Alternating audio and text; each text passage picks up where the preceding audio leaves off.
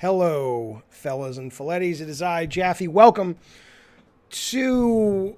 I don't really know what this is going to be.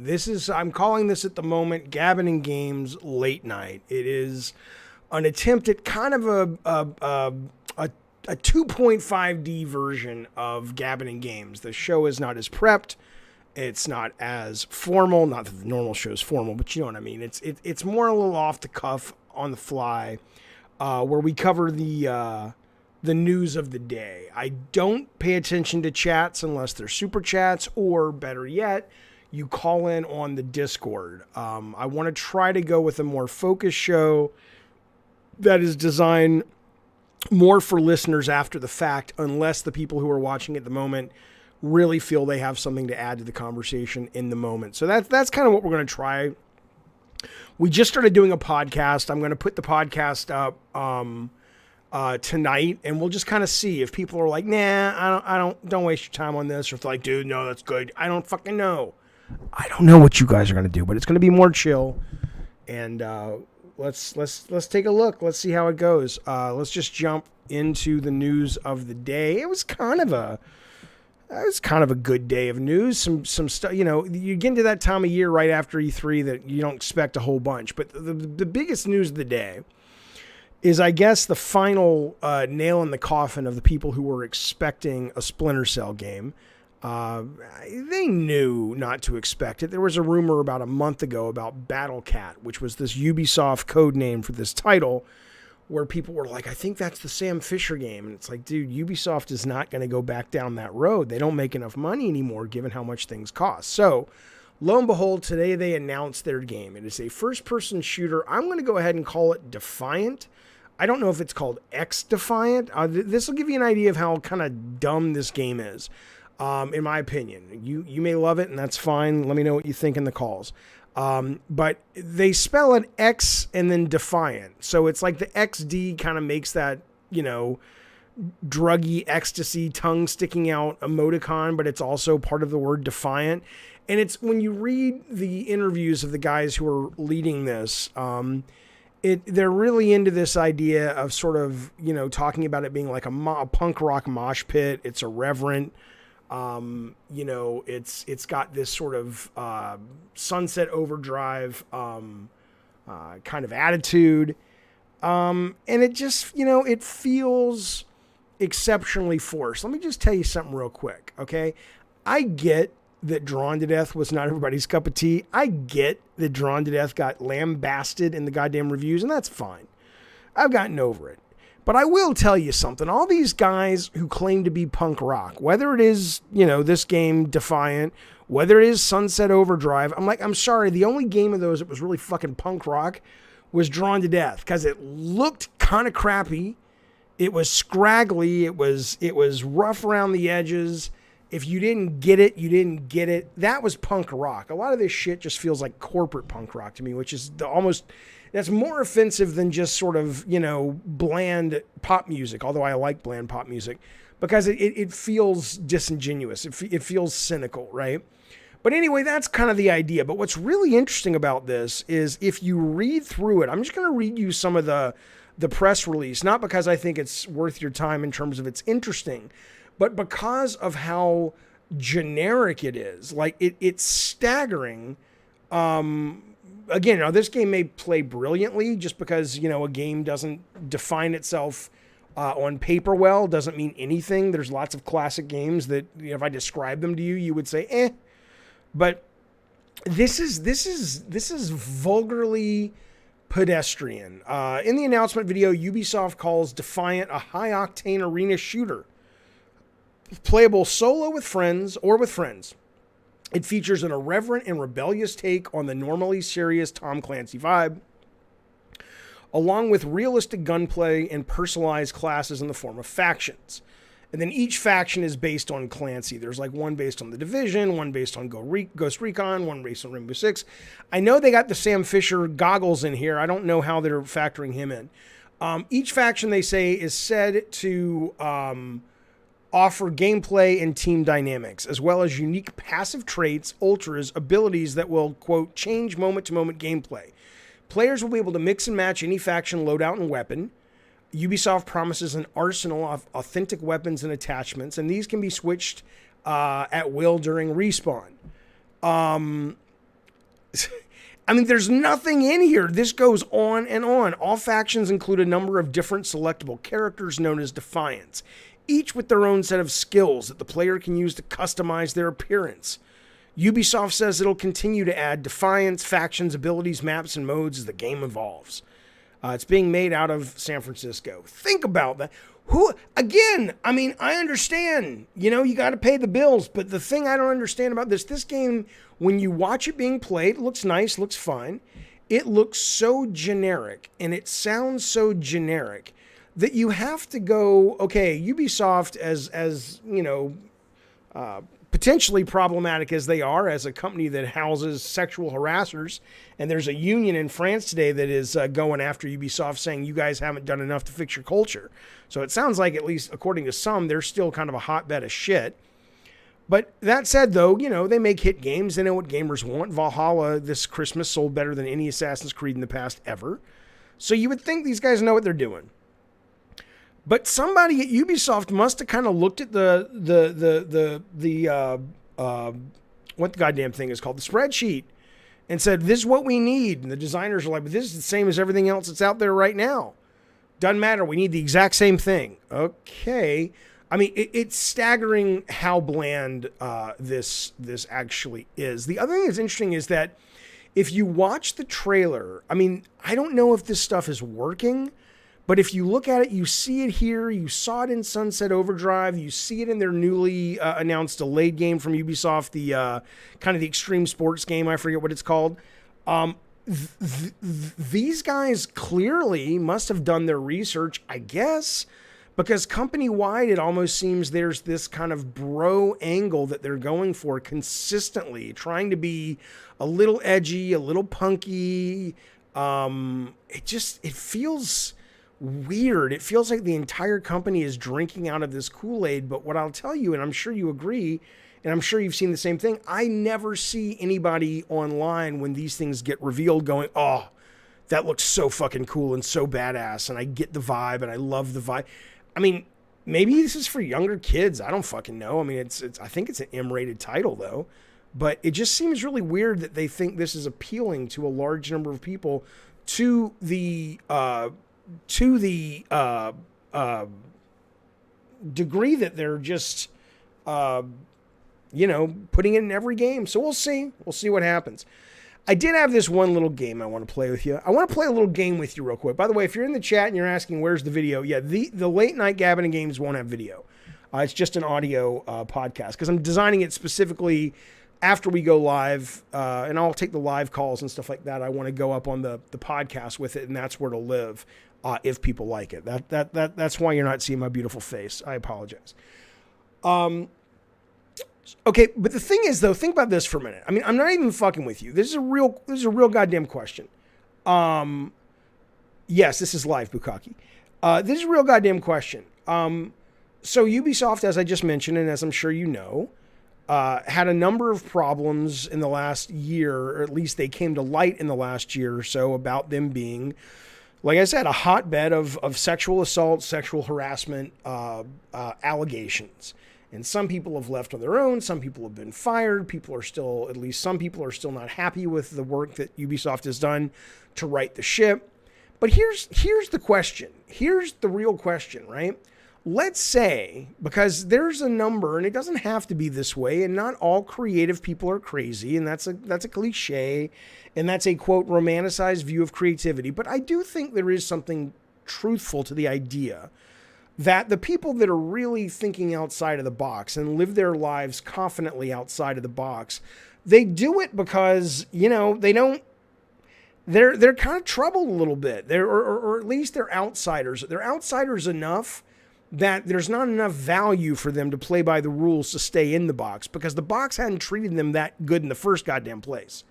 And I'm just like going, okay, so this is where I'm going with this, though. So what if in getting rid of all of these fucking problem childs at Ubisoft, what they're left with is a team that is kind, diverse, They don't harass each other. They're supportive of each other. But they, what if you have, what I'm saying is, what if in order to prune the bad seeds, you got to take the creativity away with it? I don't know. I mean, certainly I wouldn't want anyone, if it was, anybody I cared about, even if I didn't, I don't want anybody to get hurt. I don't want anybody to get harassed. Of course not. But I'm just saying, I wonder if the more we get into this Me Too movement and we start pushing people out because rightly so, they're assholes and total fucking freaks that don't really need to be around other humans, I wonder if we'll start losing some creative mojo. And that may not be what's happening at all, but I'll tell you, something's happening with this new Splinter Cell Deviant game because this is poo in terms of at a concept level. Maybe it's brilliant as a game. That's fair. My mind's open. But first blush, all right. Let me tell you something. Psychonauts comes out today. Not the game, but the previews. There's a lot of previews coming out today about Psychonauts. I don't know if you've seen them. There's been a lot of these kind of like first 3 hours of Psychonauts and stuff like that. And I'm just like, well, look, I'm not watching that. I don't want to ruin it. But I will tell you that the previews have gone down very positively. If you read all the journalists that have played the game, they really like it. If you watch some of the previews, I've just skimmed through them. What is really cool and really interesting about them to me is that, yeah, look, anybody who's out there thinking this is a Ratchet and Clank killer from a production value standpoint, you're a fucking moron. Not to say that it's not a good game. I think I want to talk about that in just a second.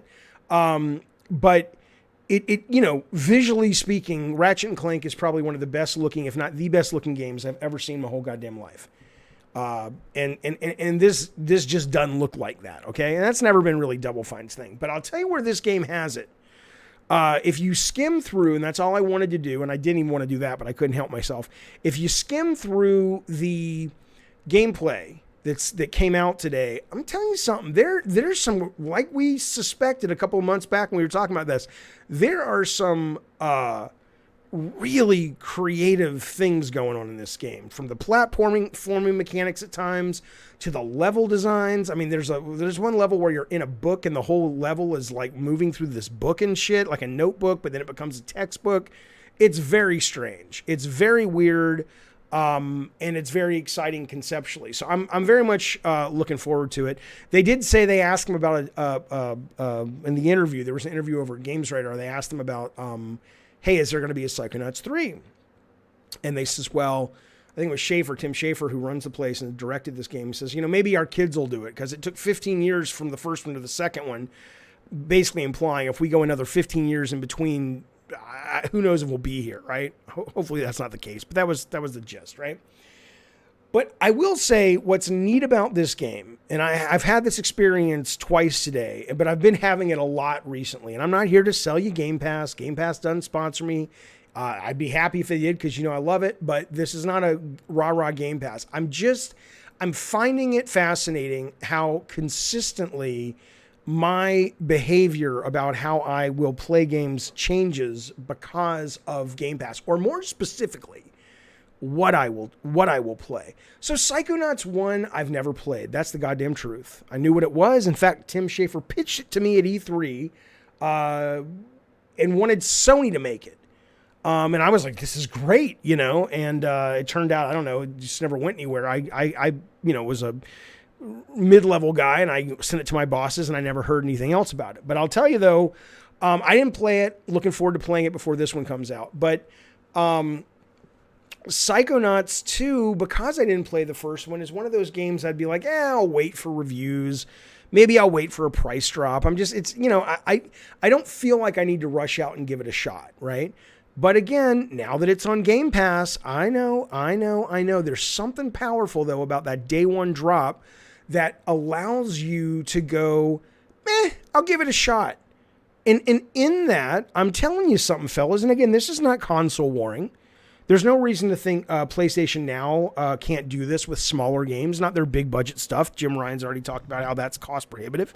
But some of the smaller stuff they're doing, or third-party stuff, this game is like, oh, fuck, I'm excited. I'll try it. There's no barrier of entry for the most part. There's no risk. There's another game coming out tomorrow called Christ Tales. I don't know. And the reviews are all over the board. It's getting 6s, but it's getting 9s. It's getting a lot of 8s. I think it's going to settle in at about a 74 Metacritic. That's just my gut from looking at the early reviews tonight. But the word on the street is that from people who've reviewed it, it is very traditional. It's beautiful. If you haven't seen it, Google it. It's called Chris Tales. Chris. I think that's how you pronounce it. Chris. And then Tales, right? It is one of the most interesting looking art styles I've seen. And they say it's like a love letter to old school RPGs, but it doesn't look old school. So, but that's another game. There's no way I would have fucking bought that game. I'm playing a game called Bloodroot right now. I'm having a great time with it, but it's, you know, it's on Game Pass. And again, this is not about me selling Game Pass. This is about me saying it's very fascinating. I'm continually fascinated that the more I play on Game Pass, the more I find myself really exposing myself to a bunch of new shit that I wouldn't try otherwise. And in some ways, I get that there are certain gamers that don't like Game Pass, but I'll tell you something. It's hard to turn your nose up at that kind of variety that with no barrier of fucking entry. The other thing about this article real quick, then I want to move on to talk to you guys about something awful. Maybe. Potentially awful. Hang on. And again, if you've got anything you want to comment or say about these stories, put yourself in the call-in waiting room. I'll bring you onto the show. When they were talking to Schaefer, I want to read you this quote. This I struggle with this a little bit. Not reading the quote. I can read the quote just fine. This is what he says. He says, he's actually, they're talking to, I think it's the art director. And she says, I think it's a woman, Lisette is a female name, I think. It doesn't matter. I just don't know what pronoun to use. I'll use they. I think I'm excited, they say. Mostly, well, I'm worrying. You always worry when you're a creator, but the people aren't going to like your stuff. That the people aren't going to like your stuff, they say. But I'm excited for the world to see the game. It's been 5 years of our putting our heart and soul into something, and you want the team to feel that validation. So I'm excited, yes. I'm also looking forward to what we're going to do next, blah, blah, blah. Schaefer and Montgomery are clearly excited about the future, and then they basically go on to talk about their relationship with Xbox. And they say, we've always been a company that follows its inspiration. In other settings, people will often ask, what would you do if you weren't afraid, they say. I think that's a great question for Double Fine because we can remove the fear of what if I pitch this to a publisher and they don't sign it? You know, what if I can't pay the team in 3 months, says Schaefer. Alluding back to countless times Double Fine's history where the studio was on the razor's edge. If you remove the fear, what would you do, says Tim Schaefer. Suddenly it's like, wow, I have this game idea I've always loved. It opens you up to things like that, which is a great place to be. And it doesn't necessarily mean one type of game or another. It just means that we can follow our inspiration without the fear that we had before. Now, I want to talk about this briefly. I will tell you something interesting about this to me, which is I've had both. Okay. And I don't know if Tim has had both or not in his career yet. I know he's getting it now. But you know, there are a number of studies about the value of stress and creativity. There's a number of studies that suggest that stress destroys creativity. The kind of takeaway from most of these is there's a very specific type of stress that actually helps. But more often than not, if it's not that type of stress, you're going to really wreak havoc over your creation process. But I can tell you as a guy who's had fear of being shut down and a guy who has also had basically within reason, you know, I never felt any pressure from Sony on Drawn to Death or Twisted Metal or any of that. The last Twisted Metal, I've had both, and I'll tell you something. There's something to be said for the bomb is ticking and it's under your chair, and you got to figure out a way to get out of the room, you know, or the room's on fire. You got to figure out a way to run outside and save yourself. There's something about that, I think, that creates this kind of energy that I have had. All I can say is I have had success with that kind of energy in my life. When I've been given just that leisurely freedom to not worry and only be creative, that's kind of when I find that I don't perform as well. And I don't know how much of that is just me, and I don't know how much of that is that's human nature. And Schaefer and the team are going to experience the same thing. We'll have to see. Certainly these are guys that have historically pivoted and improved their situations. So even if they do end up going down that road, I'm sure they'll figure out how to get back. But it's going to be interesting to watch. Mr. Rob drops super chat. Thank you, buddy. He says, I got to pay $5 for you to read my chat. What the fuck, Jaffe? I am just outraged. Just kidding. Just remember us when you get to the top. Love you, man. Sorry to interrupt. It's not that. The normal Gabbin+Games will always be free, will always be chat, heavy, interactive. This is just a different kind of show I want to do sometimes at night, wrapping up the day of game news. And I want to bring people onto the phone calls, but I really want to make this show primarily something for people to listen to, and the interaction is less about that, or the show is less about the interaction. The daytime show will always be heavy on interaction in game streams and things like that. But I wanted this one to sort of be more, I guess, friendly for the podcast that we just started yesterday. Let's see what happens. Okay, let's get to some, I think it's bad news.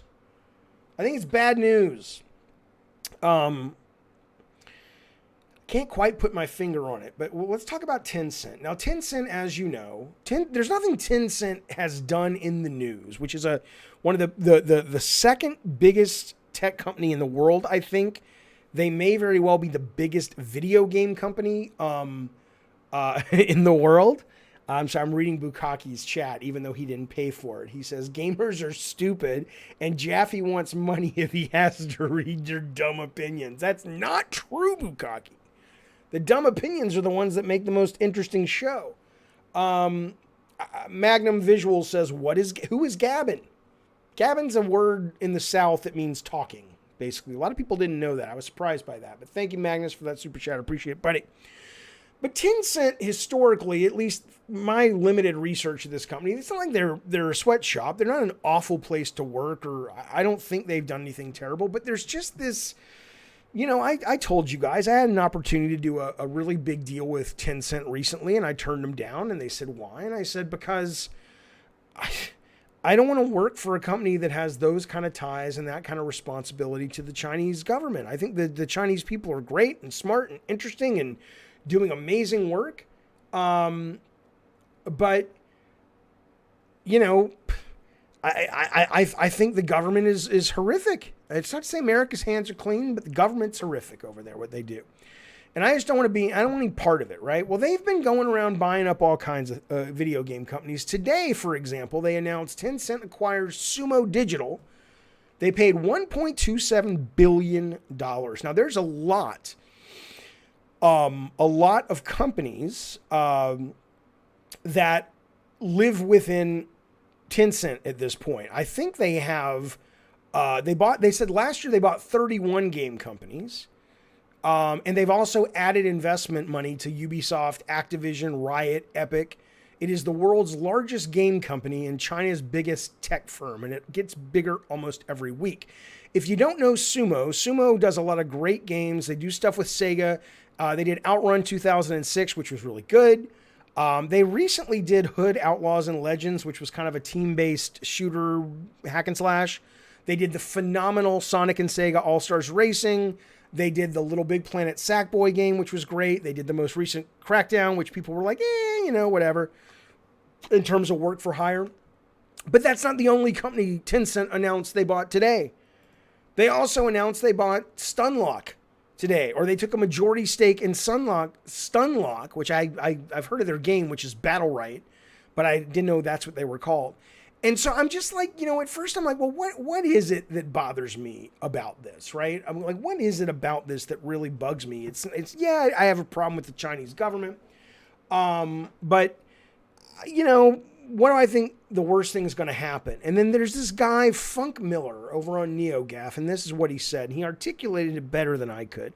But I think he goes to the heart of why this bothers me. He says, well, this seems he's being sarcastic, of course. He says, well, this seems incredibly healthy for the games industry and popular culture in general. I'm sure nothing bad will come from state-approved companies in totalitarian countries buying up vast swaths of the industry. And that's a great point. I mean, they are the biggest video game company in the world. Money is no object for Tencent, and they are proving it with every purchase they make.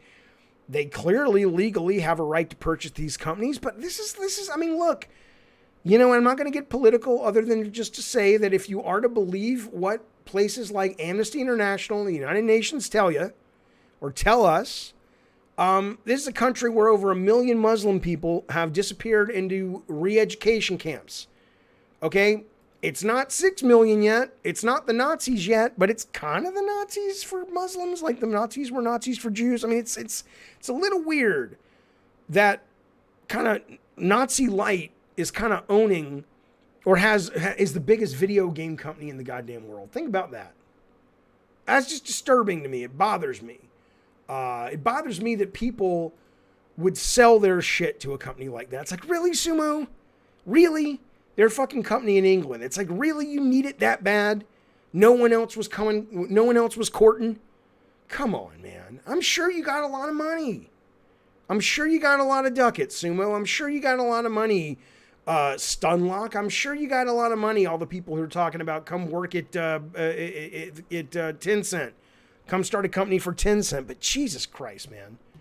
Isn't there a point where you say, I draw the line there? I appreciate it.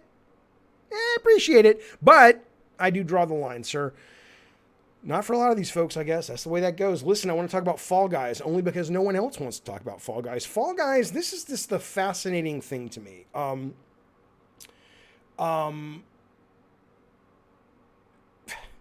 The Fall Guys Season 5 drops tomorrow. And it's just weird because if you go over to there, because I was looking at this like being retweeted by games media and stuff. And I was like, well, maybe they just don't have a big Fall Guy audience. But I went directly to the Fall Guys Twitter page for their announcement that the Jungle Adventure begins tomorrow, which is their thematic for Season 5. It literally has less than 5,000 likes. It has less than 220 comments. Very few retweets, right? This is a game that pretty much is dead. I don't mean you can't find a game online.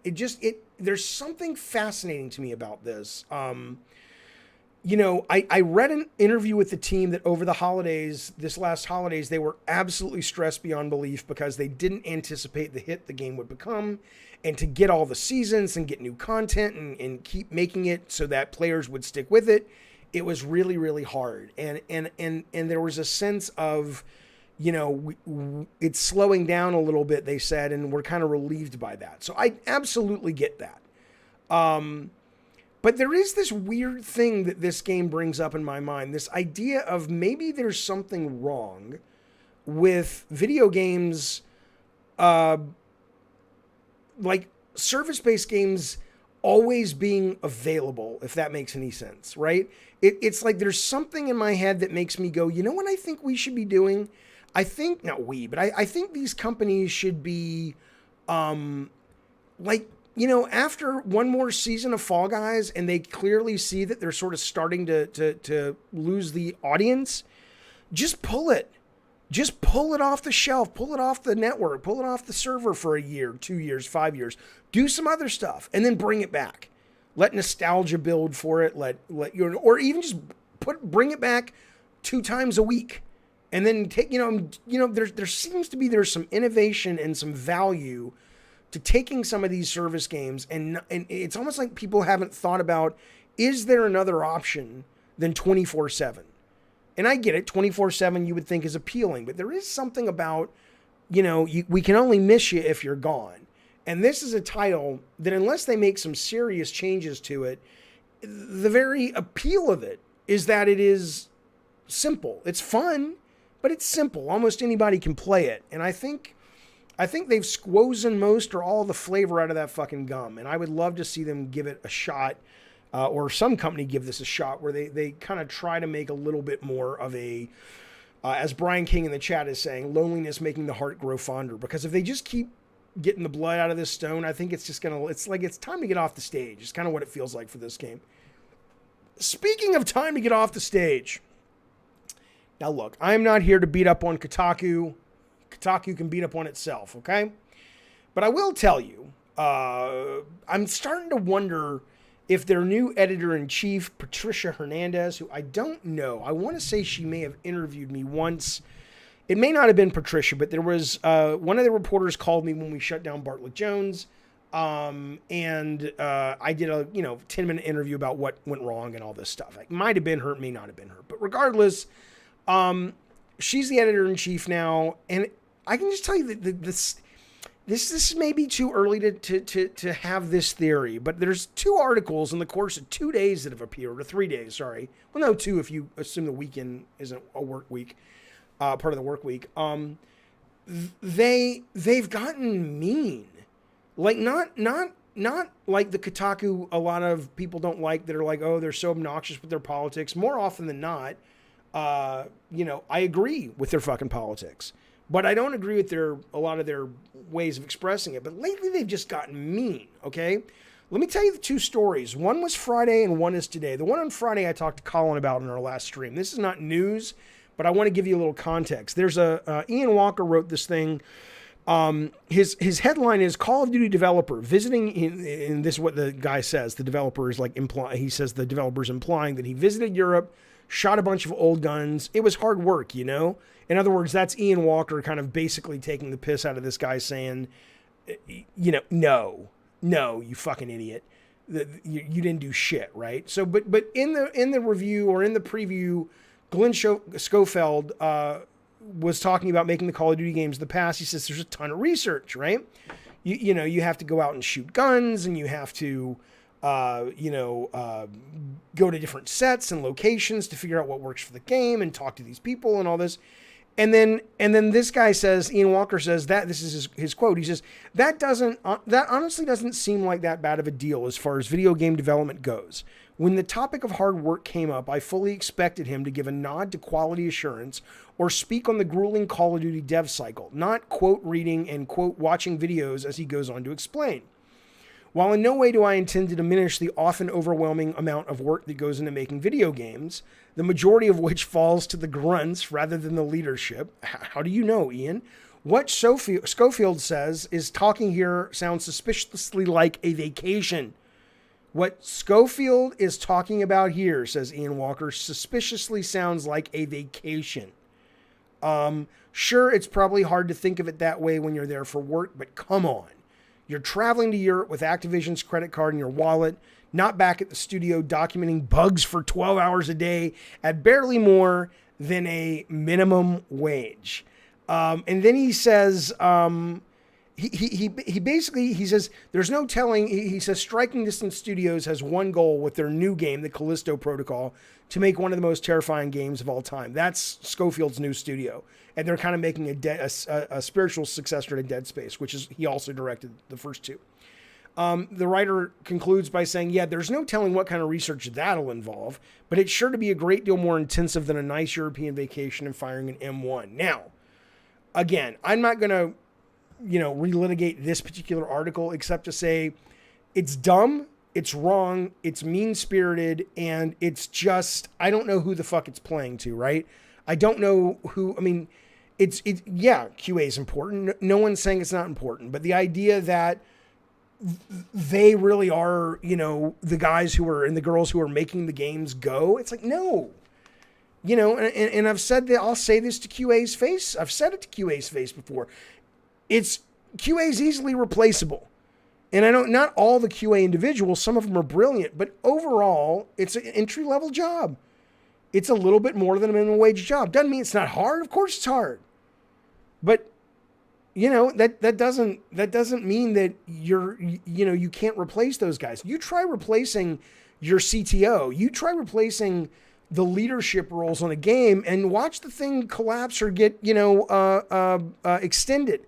How many extensions has 343 had for Halo Infinite because they've lost people time after time after time? I don't understand it. But the bigger picture is here's Kotaku being bitchy and snarky. And then they come out today. Listen to this headline. This is by Luke Plunkett, who's a longtime writer over there. I've read some of his stuff. I got no issues with Luke Plunkett. His name's even fun to say. I'll do it again for you. Luke Plunkett. This is the headline. 2K very quietly launches new XCOM game that looks like shit. That is literally the headline. I'll do it one more time for you. 2K very quietly launches new XCOM game that looks like shit. And then I can't get my head around that. I can't get my head around that. You see what I'm saying? People listening to this gosh darn thing? They're right. there's this meanness now. And again, I don't want, all I can say, it's a nice, tidy narrative to say, interesting. The minute that Patricia Hernandez took over, this ball starts to roll. Interesting. And again, there could be no correlation at all. There could be zero connection at all. But it's just weird. And when you basically, if you're even if you're reviewing a game and you're professional, it's one thing to tear a game apart and go, I thought it was really bad, it was unfun, it was confusing, blah, blah, blah, blah, blah. But when you start getting into the mud with people like me and using terms like it looks like shit, it's almost like, I don't know, man, you either are kind of a renegade YouTube channel or a TikToker or, you know, or you're a fucking pro, right? I mean, this just seems really... You know, and maybe Hernandez is like, look, man, I agree with Colin. We can't do the old school journalism. We have to appear like the gamers. And we have to, in doing so, talk like the gamers. I don't know. But I don't think gamers, while I would agree that a lot of gamers would say the new XCOM game, I don't think it visually looks like shit. But what they're saying is it feels shitty because it's not a proper XCOM. It's like a free-to-play money grab gotcha game on cell phones. So I get that. But the fact that they would think most of their audience would really rally behind this idea that there's an opinion piece in Kotaku from Ian Walker suggesting that Glenn Schofield is on a vacation. I don't know, man. Something's weird. Dick Jones. Yeah, I know what you're referring to. God, that's a good scene. The bathroom, RoboCop. God damn. Dick Jones, thank you, buddy. I appreciate it. He says, look, don't forget, a cat wrote this article from Kotaku, desperate for clicks, so expecting them to fold before 2022. The editor is a clown, says Dick. Well, I don't know, Patricia, really, but do you know her? But what do you mean, don't forget, a cat wrote this article? Like, are you saying there was an article that Kotaku wrote at one time that they basically said a cat wrote this article? Let me know in the chat. I'll read it. Yeah, that's right. Brian King says, Dick Jones is here. Watch out for Ed 209. Indeed. Listen to me. I want to talk about this very serious. I'm very serious. I'm not even fucking with you guys. This happened this was reported on today. The incident took place last year in April. Where was this? He was, where the fuck was this guy? I want to say he was in Texas, maybe. I'm not entirely sure. It doesn't really identify that well. But it says in April 2020, a 60-year-old man was the victim of a swatting attack. The perpetrators phoned the police with bogus bullshit information, hoping to incite an armed response. After surrendering to the police, and I'm going to wait. I'm going to wait and tell you what happened to him. But there's a new report, thanks to WKRN and Gaming Bible, that says the guy who was swatted, Mr. Herring, his name, Mark Herring, was targeted by minors because of his Twitter handle of @Tennessee. So and then the name of the state, @Tennessee, which, and I don't understand this, which was considered a valuable headline. Mark Herring was apparently one of many being targeted in this fashion. I've never heard of a Twitter handle doing that, but certainly one that's just the name Tennessee, but whatever. Okay. So Mr. Herring's son says, and there's a reason Mr. Herring's son is telling the story and not Mark Herring. The neighbors called us and said there's police everywhere and they think a man has killed a woman and he's on your property. You got to take cover. Karina Finch, not Edith Finch, Mr. Herring's daughter, says he went out the house with a gun because he heard someone on his property. He sees all these cops around him, she says, and they ask if he is Mark Herring. And he says he is, and they say, put your hands up. So he has a gun with him, but he tosses the gun away to show he's not a threat, and he puts his hands up. Well, right when he does, Mr. Herring, they say, then suffered a heart attack and died. His wife literally says he was scared to death. Apparently a minor had been targeting this guy, had gotten a buddy of his from the UK to call into the local police department. And the mother said it was on, the daughter of the guy who died, Mark Herring, says, this kid collected all of our information from Discord, which is a gaming chat forum. Now, obviously, no, it's not a gaming. It's a forum for all kinds of things. But you know, I honestly thought COVID had kind of really wiped a lot of this gameplay swatting, you know, under the rug. I thought we were kind of getting away from that. Also because enough people who stream now, you goddamn right. We have the police department literally, it's very close to where I live. And I've gone in there and I know them and I've said, hey, I'm a streamer. I'm not some big shot streamer, but just letting you know if you ever get a call, and they have the whole paperwork and everything to fill out. So they can basically flip it and go, oh, this is a call to Jaffe's place. He says, call this number for, I mean, I assumed a lot of it was that streamers had this taken care of because there is a process now. And there's also a new bill. There's a new bill that was introduced that really makes swatting, especially if someone gets hurt, a first-class felony. So, but I guess this shit's still going on. Either that or what you're really talking about. What you're really talking about is just, you know, most people don't do it anymore, but there are just still some kids that are fucked out of their fucking minds and just not raised well. I don't fucking know what it is, but it's really weird. People are still doing this shit, man. Okay, I want to tell you, you may or may not know, coming up this week, hang on, let me get some bubbly. Coming up this week, fellas, is Comic-Con. Now, it's Comic-Con at home. It's the second year in a row they've done Comic-Con at home. They have threatened to do kind of a smaller Comic-Con in November if the corona works itself out. Hard to say what's going on now. The whole world is starting to spike again. We'll have to fucking see. Hopefully we'll get under control. But regardless, though, it's the second year in a row that Comic-Con has done Comic-Con at home. Now, I will tell you, last year, I tried really hard. I wasn't faking it, but I was like, I can get excited by this. I was excited to read the big program on the computer and, you know, quote, walk the show floor and shop and spend some fucking real money and buy some cool shit for the back wall and watch the panels. And the way they do the panels is none of them are live. They all drop on YouTube.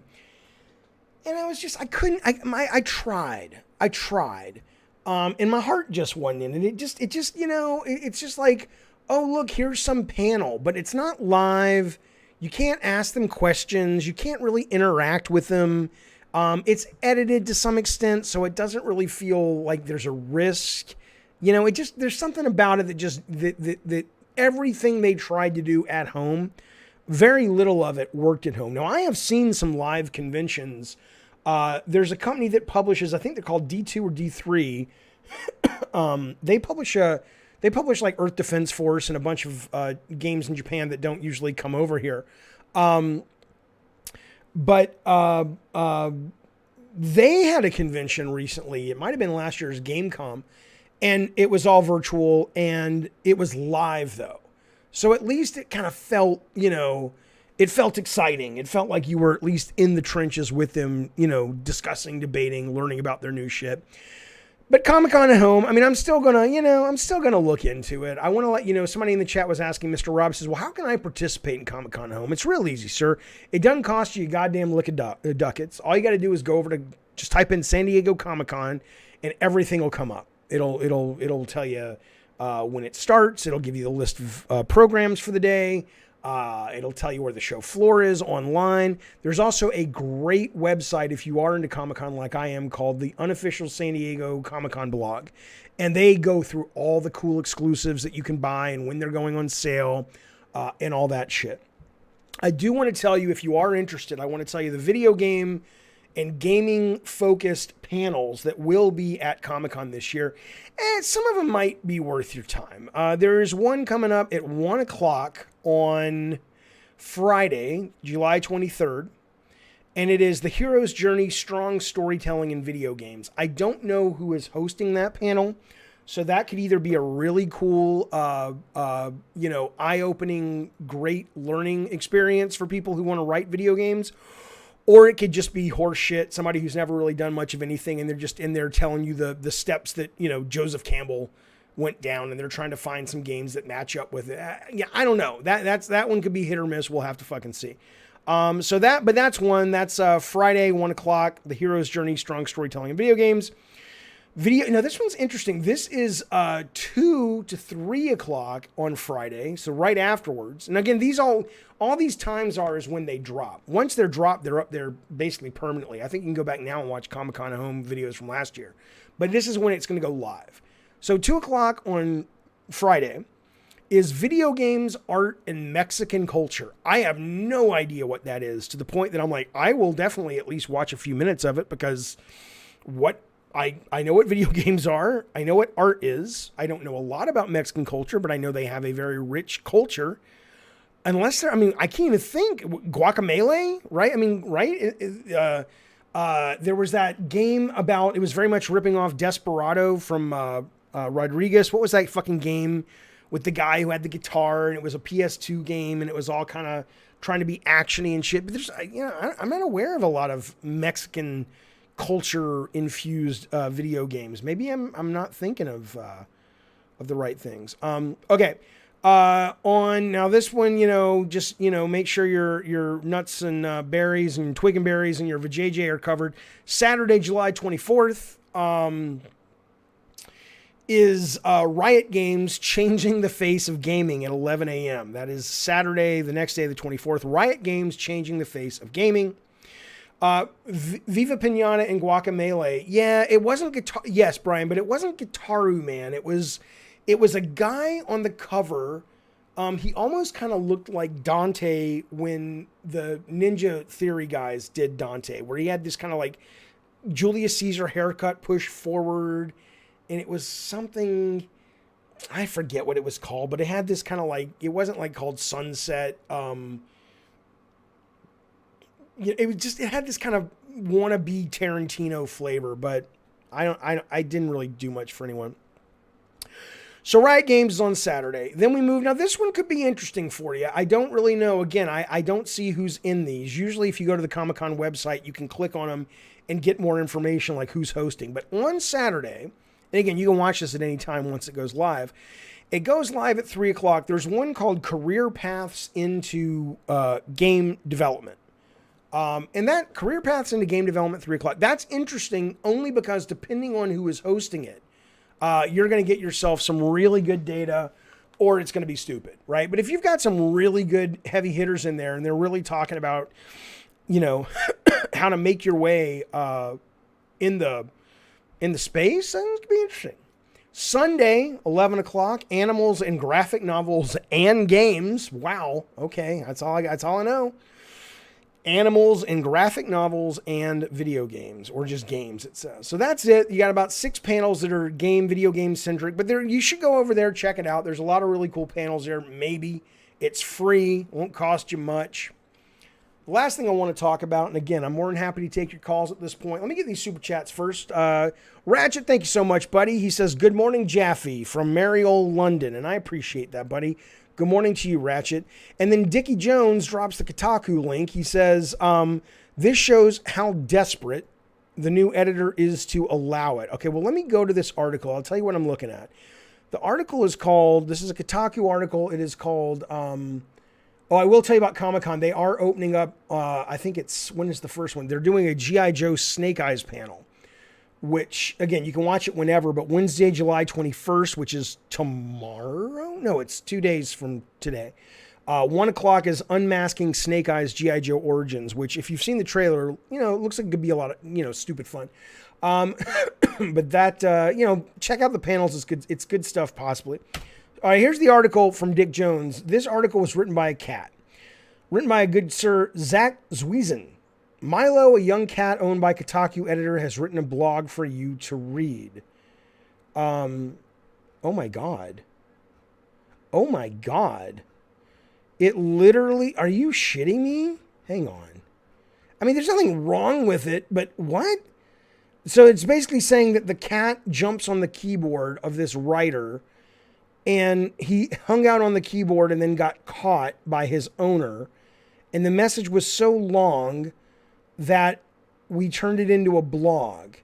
And the editor says this blog is presented mostly as Milo created it. A few minor edits and formatting changes were made to make it work on our site. So, I mean, look, whatever. I mean, it's dumb. I don't think it's indicative of the mean spiritedness of Kotaku.